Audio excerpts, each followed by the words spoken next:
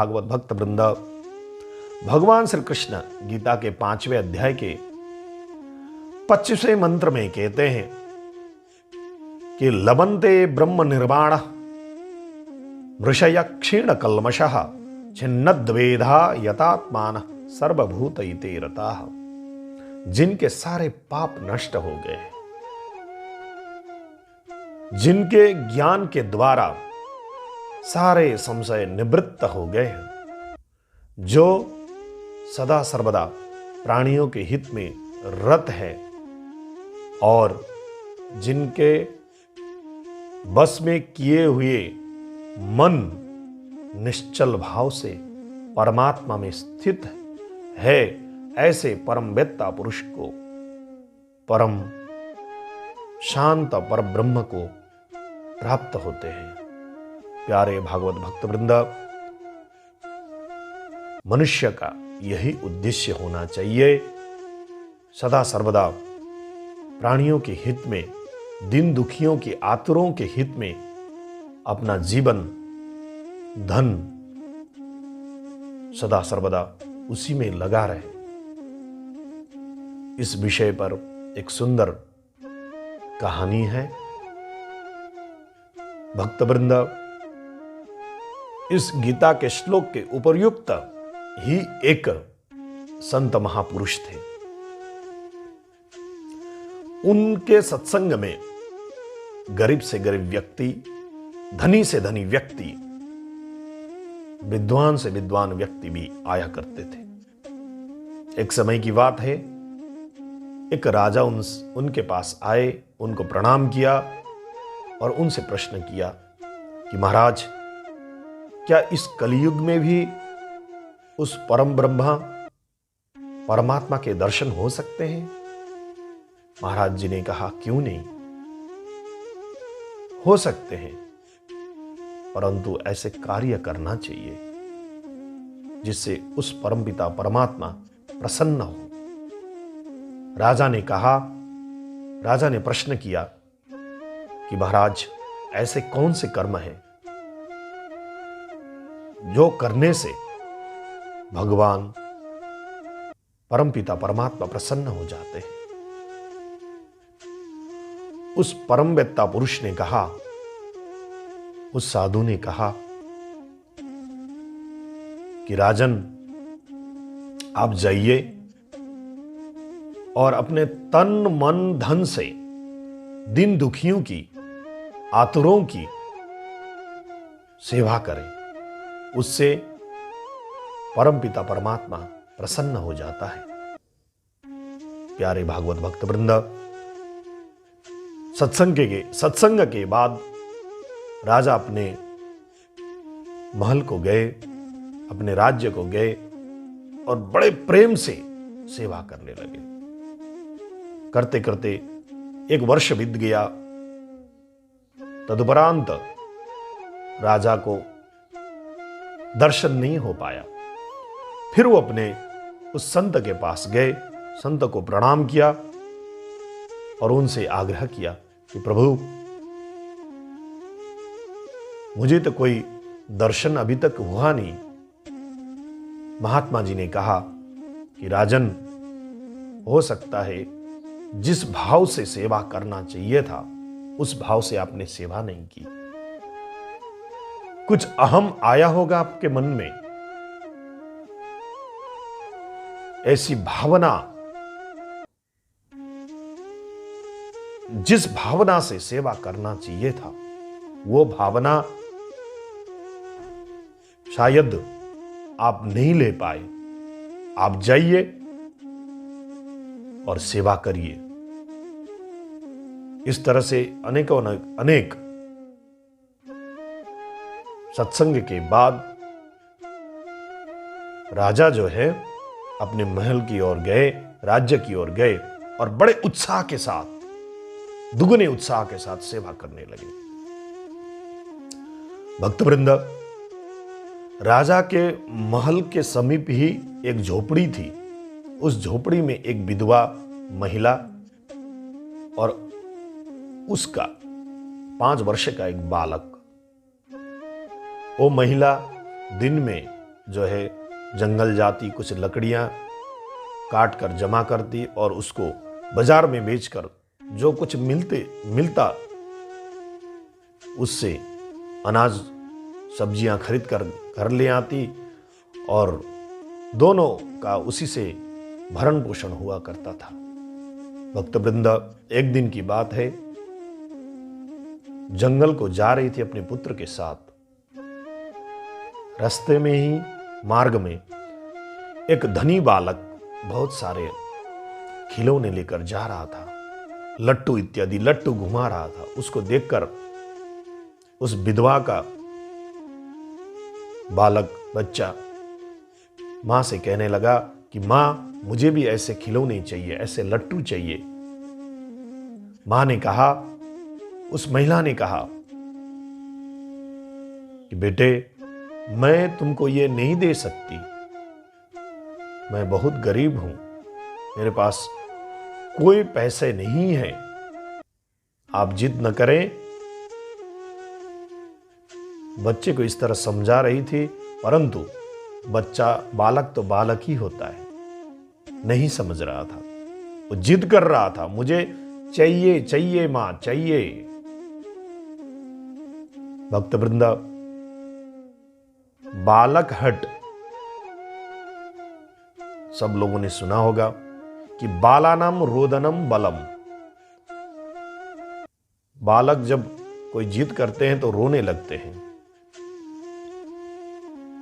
और उसी से अपनी बातों को मनवा लेते हैं रोते रोते, वही बल है उनका। भक्तवृंदा, और ये बालक भी खूब रोने लगा, जिद करने लगा।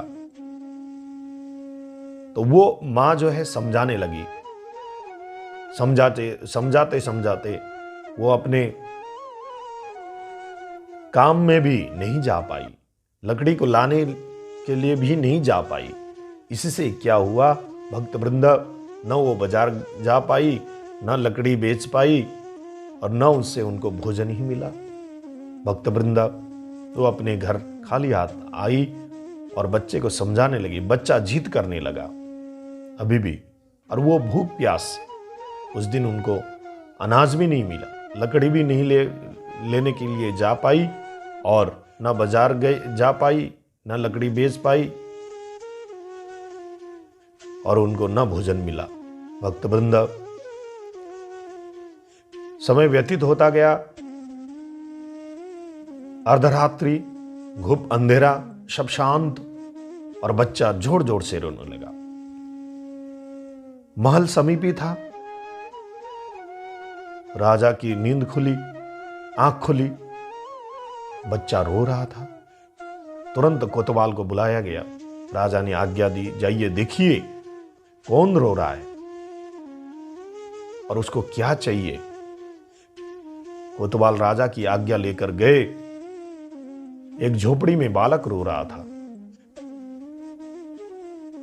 और मां भी बालक को रोते हुए देखकर वो भी रोने लगी। जब कोतवाल को सामने देखा तो वो डर गई और कोतवाल ने कहा कि महल में आपको राजा बुला रहे हैं। जब ये बात सुनी मां ने तो और ज्यादा डर गई, डर से थरथर कांपने लगी और कोतवाल से कहा कि क्षमा करें, ये बालक है।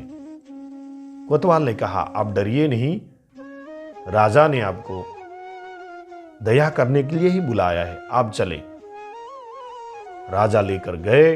राजा के पास लेकर गए कोतवाल ने।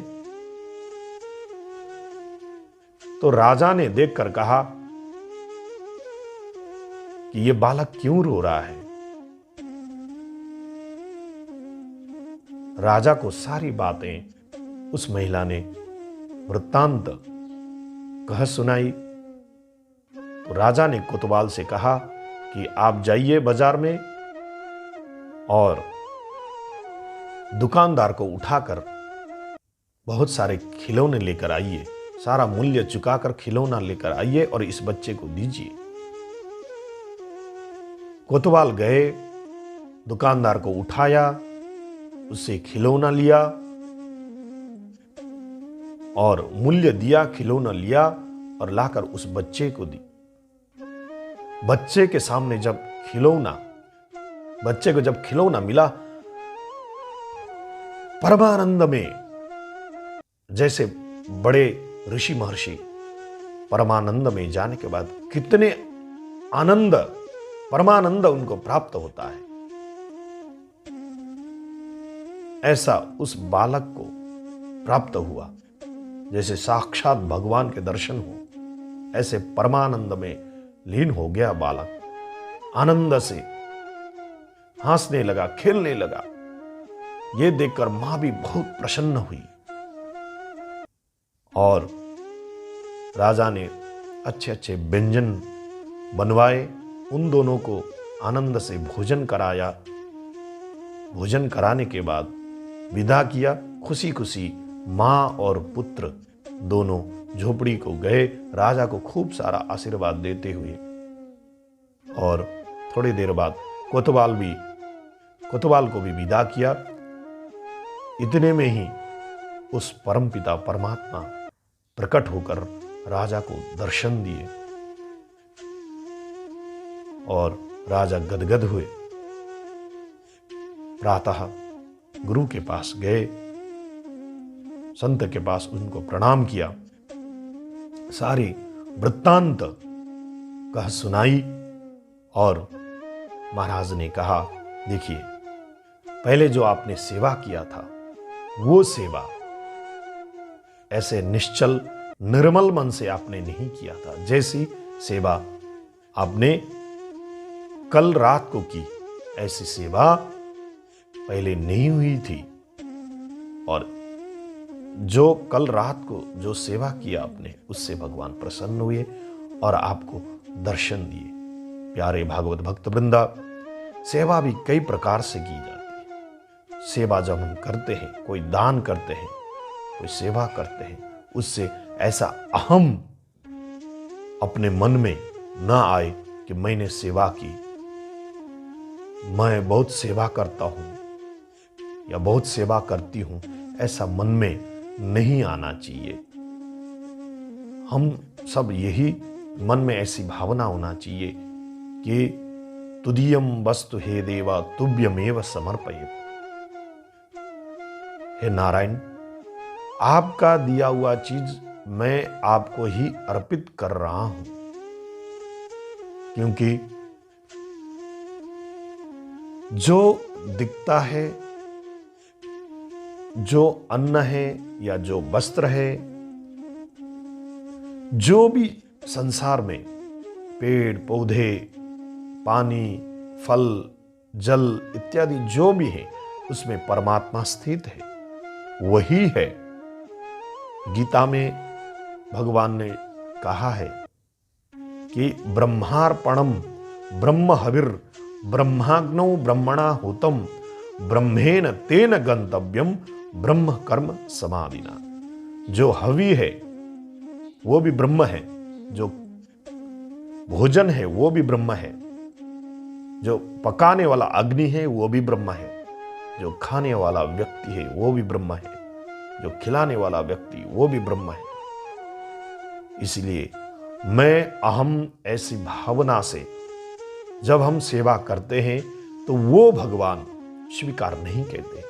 मैं अहम को त्याग कर सेवा करें तो इस कलियुग में भी परमपिता परमात्मा का दर्शन हम सब प्राप्त कर सकते हैं। जय जय श्री राधे, जय जय श्री कृष्ण, जय गुरुदेव, जय।